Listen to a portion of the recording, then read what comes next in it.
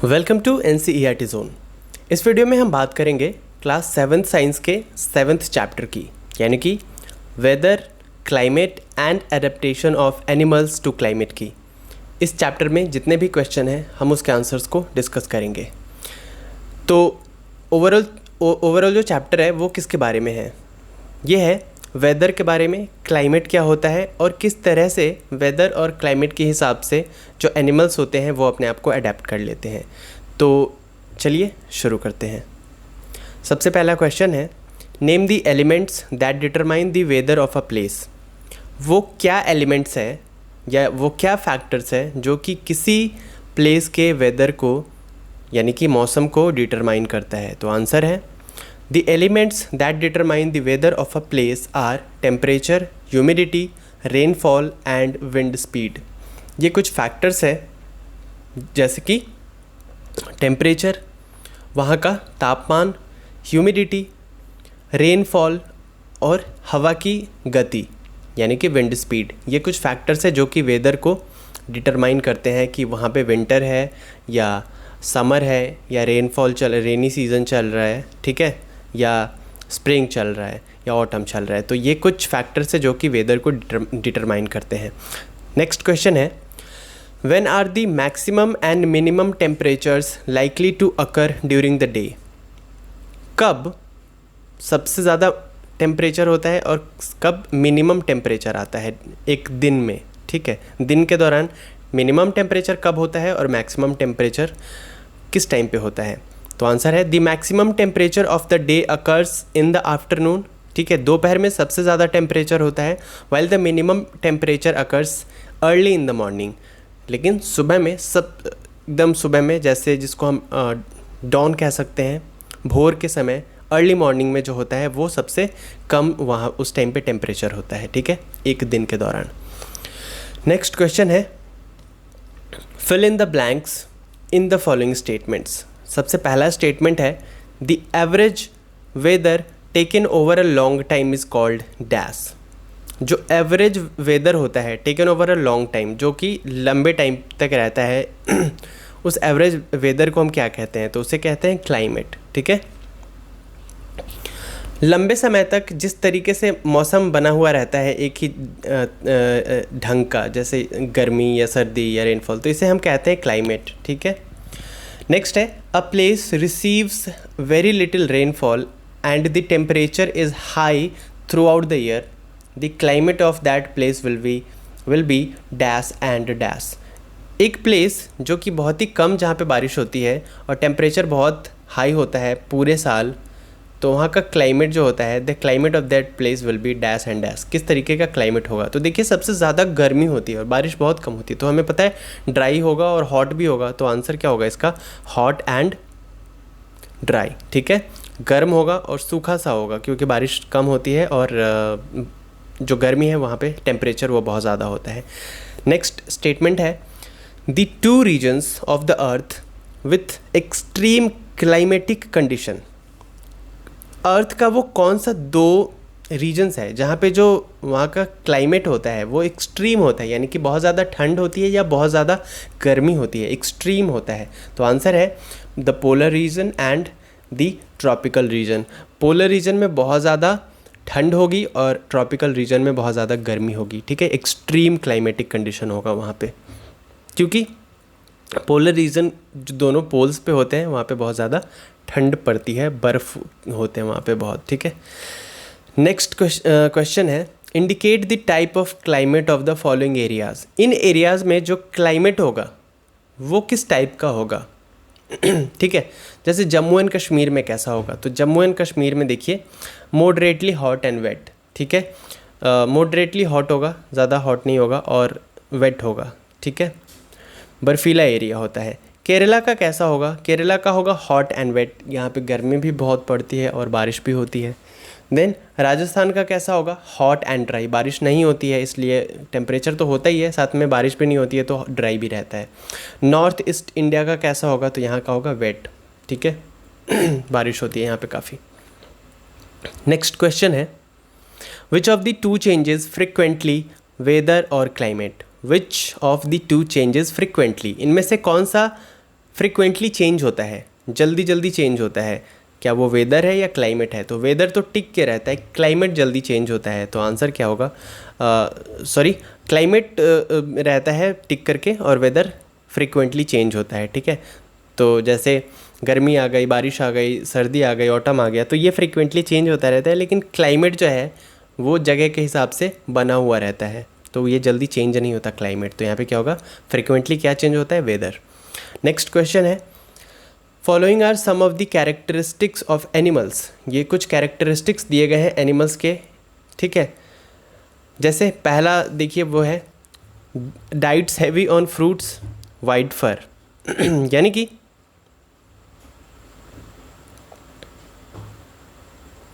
पहला देखिए diets heavy on fruits and white fur, मतलब फ्रूट्स ज़्यादा खाते हैं और इनके फर जो होते हैं वाइट कलर के होते हैं। Then needs to migrate, second animal का देखिए कैरेक्टरिस्टिक्स है नीड टू माइग्रेट, इन्हें माइग्रेट करना होता है और लाउड वॉइस होती है इनकी।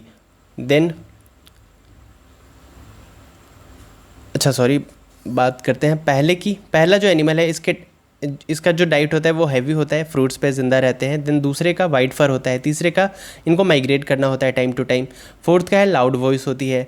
फिफ्थ का है स्टिकी पैड्स ऑन फीट, जो पैर होता है उस पर स्टिकी पैड्स लगे होते हैं ताकि वो फिसल न जाए, मतलब ग्रिप बना रहे उनका अर्थ पे। देन सिक्स्थ जो एनिमल है वो है layer of fat under skin, जो अंडर स्किन के अंडर फैट लेयर बना रहता है। देन नेक्स्ट एनिमल का है वाइड एंड लार्ज पॉज, इनके जो पाँव होते हैं वो वाइड होते हैं और लार्ज होते हैं। देन नेक्स्ट एनिमल जो है वो ब्राइट कलर्स के होते हैं। उसके बाद जो है स्ट्रॉन्ग टेल्स होते हैं, इनके पूंछ जो होती है स्ट्रॉन्ग होती है। देन नेक्स्ट है लॉन्ग एंड लार्ज बीक, ठीक है, जो इनकी चोंच होती है वो लॉन्ग होती है और लार्ज होती है।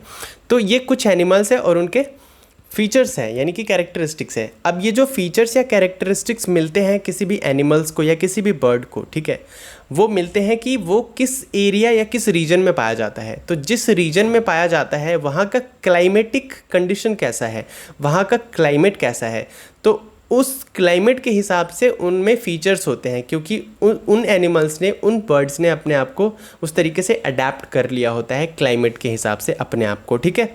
जैसे पोलर रीजन में रहने वाले एनिमल्स के वाइट फर होते हैं और काफ़ी जो वुली उनकी स्किन जो होती है उसमें काफ़ी फर होते हैं ताकि वो सर्दी से बच सके, ठीक है।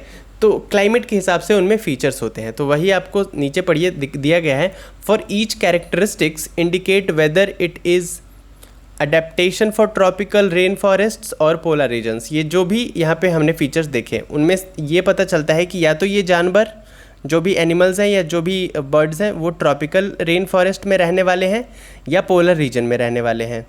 Do you think that some of these characteristics can be adapted for both regions? क्या आपको लगता है कि ये दोनों कैरेक्टरिस्टिक्स एक ही एनिमल में हो सकते हैं?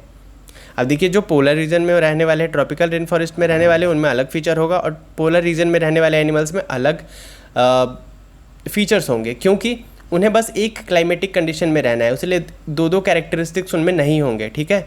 तो इसका तो साफ सीधी बात है कि नहीं होगा, नो होगा। लेकिन आपको ये बताना है कि ये कौन कौन से जानवर हैं, यानी कि ये जो फीचर्स दिए गए हैं ये ट्रॉपिकल रेन फॉरेस्ट में रहने वाले जानवरों के हैं या पोलर रीजन में रहने वाले जानवरों के हैं। तो चलिए आंसर इसका देखते हैं। आंसर है पहला, देखिए डाइट्स हैवी ऑन फ्रूट्स, जो फ्रूट्स हैवी फ्रूट्स पे ज़िंदा रहते हैं तो वो जानवर पाए जाते हैं ट्रॉपिकल रेन फॉरेस्ट में। यहाँ पे फ्रूट्स बहुत पाया जाता है तो वो फ्रूट्स पे ज़िंदा रहते हैं और ये फीचर उनको सूट करता है। सेकंड देखिए वाइट फर किसका होता है, जो पोलर रीजन्स में रहने वाले होते हैं। जैसे आपने पोलर बियर को देखा होगा, पोलर बियर का जो कैसा होता है फर वाइट कलर का होता है। थर्ड में देखिए नीड टू माइग्रेट, इन्हें टाइम टू टाइम माइग्रेट करना होता है जैसे पोलर रीजन। तो पोलर रीजन में रहने वाले जानवर होते हैं वो माइग्रेट करते रहते हैं time to time. Then loud voice किसकी होती है, ट्रॉपिकल रेन फॉरेस्ट में रहने वाले, इन्हें ऊंचे वॉइस की ज़रूरत पड़ती है क्योंकि वाइड स्प्रेड होता है, एरिया बहुत फैला हुआ होता है, इसीलिए इनकी वॉइस जो होती है लाउड होती है। Then sticky pads on feet, वो ट्रॉपिकल रेन फॉरेस्ट में रहने वाले ताकि ग्रिप बना रहे अर्थ से, ठीक है। देन सिक्स्थ है layer of fat under skin, ये पोलर रीजन में रहने वाले जो जानवर होते हैं वो फैट लेयर बना होता है उनके स्किन के अंडर में। Then wide and large paws किसके होते हैं? पोलर रीजन में रहने वाले जानवरों के। ब्राइट कलर्स किसके होते हैं? ट्रॉपिकल रेन फॉरेस्ट में रहने वाले जानवरों के। स्ट्रॉन्ग टेल्स किसका होता है? ट्रॉपिकल रेन फॉरेस्ट में रहने वाले जानवरों के। लॉन्ग एंड लार्ज बीक होता है ट्रॉपिकल रेन फॉरेस्ट में रहने वाले बर्ड्स के। एंड सबसे लास्ट में जो मैंने बताया था, none of the above characteristics can be adapted for both regions. आपको पोलर रीजन में रहने वाले जानवरों में अलग फीचर्स होंगे, कैरेक्टरिस्टिक्स होंगे, और ट्रॉपिकल रेन फॉरेस्ट में रहने वालों के अलग कैरेक्टरिस्टिक्स होंगे। दोनों कैरेक्टरिस्टिक्स एक साथ किसी में नहीं हो सकता है, ठीक है। बात करते हैं नेक्स्ट क्वेश्चन की।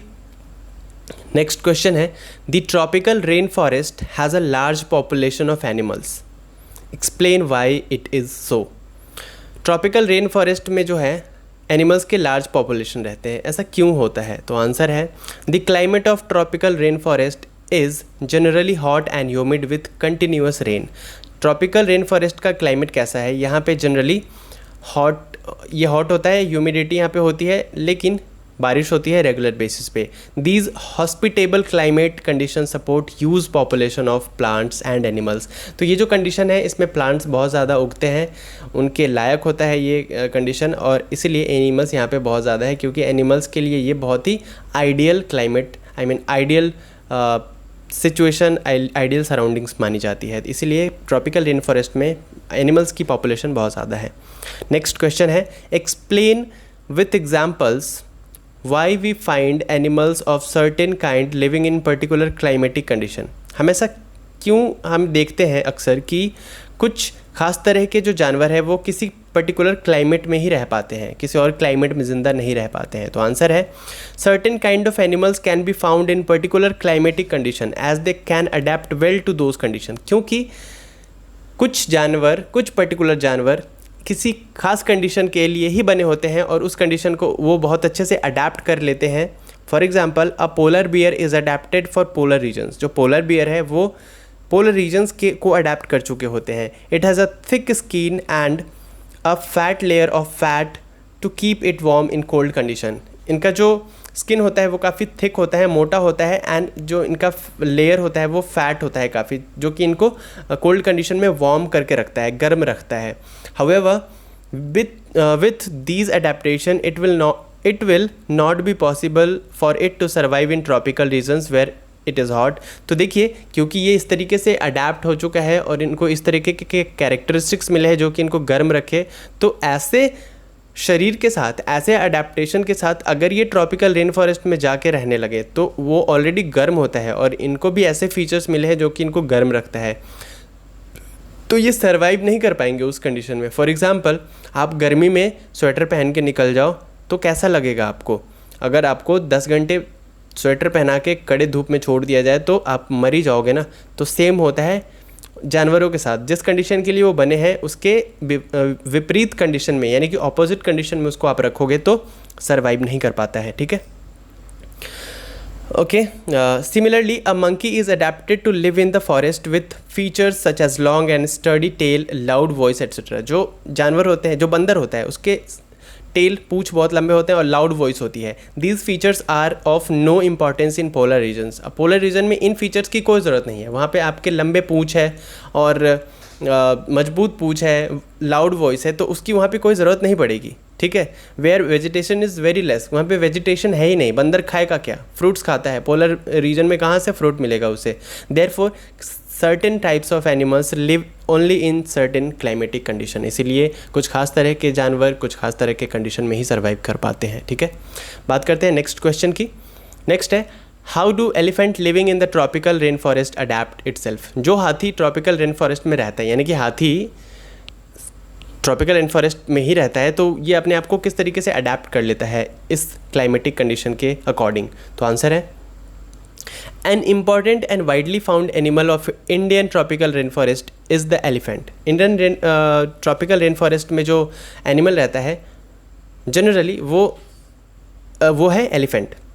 It has adapted remarkably to the condition of the region, और इसने इस रीजन को बहुत अच्छे से अडेप्ट कर लिया होता है। Some of the adaptation are as follows. अब क्या क्या अडेप्टेशन उसने की होती है according to tropical rain forest? तो वो है, पहला, it uses its trunk as nose so that it has a strong sense of smell. ये अपने ट्रंक को यानी कि सूंड को नोज़ की तरह इस्तेमाल करता है और सूंघ लेता है। स्मेल बहुत तेज़ होती है इसकी, स्ट्रॉन्ग सेंस ऑफ स्मेल होता है, ठीक है। उसके बाद it's trunk is also use for picking up food. अब ये पेड़ से टहनियाँ तोड़ के, पत्तियाँ तोड़ के खाने का काम करता है, तो सूंड का इस्तेमाल करता है, ट्रंक का। थर्ड है its tusks are used to tear bark off trees, it can be eat barks off trees. अब देखिए इसका जो टस्क्स है यानी कि जो दांत होता है बाहर की तरह निकला हुआ, उसका इस्तेमाल वो किस लिए करता है? ट्रीज़ की टहनियों को चीरने के लिए या उसके बार्क्स को छीलने के लिए, ठीक है। उसके अलावा नेक्स्ट है the soles of their feet are covered with thick pads. उनका जो हाथी का जो पाँव होता है वो कवर्ड होता है थिक पैड्स से, ठीक है। These pads can handle their enormous weight. मतलब जिस तरीके से हम चप्पल सैंडल पहनते हैं ना, जूते पहनते हैं, उसी तरीके से वो पैड काम करता है हाथी के पैर के नीचे। तो इसका इस्तेमाल वो किस लिए करते हैं? क्योंकि हैवी वेट होते हैं, वो काफ़ी वजन होता है, तो वो पैड उनके भार को सह लेता है ताकि ठीक है, और बचा के रखता है उनके पाँव को। They also prevent sound so that the elephants can move silently. और वो जो पैड होता है उनके पैर में थिक पैड लगा होता है, वो जब हाथी चलते हैं तो आवाज़ भी नहीं होती उससे, ताकि वो साइलेंटली मूव कर सके जंगल में और शिकारियों से बच सके। इसके अलावा लास्ट है it's large years have strong sense of hearing. और ये सुन लेते हैं ताकि सुन के ये जंगली शिकारियों से भी बच सके। नेक्स्ट क्वेश्चन है choose the correct option which answers the following questions. Question क्या है? A carnivore with stripes on its body moves very fast while catching its prey, it is likely to be found in dash. जो carnivores होते हैं, ठीक है, इनके शरीर पे स्ट्राइप्स होते हैं, तो बहुत फास्ट भागते हैं अपने शिकार को पकड़ने के लिए। तो ऐसा क्यों करते हैं? तो ये कहाँ पे पाए जाते हैं? तो ये पाए जाते हैं ट्रॉपिकल रेन फॉरेस्ट एरियाज़ में, ठीक है। नेक्स्ट क्वेश्चन है which features adapt polar bear to live in extremely cold climate.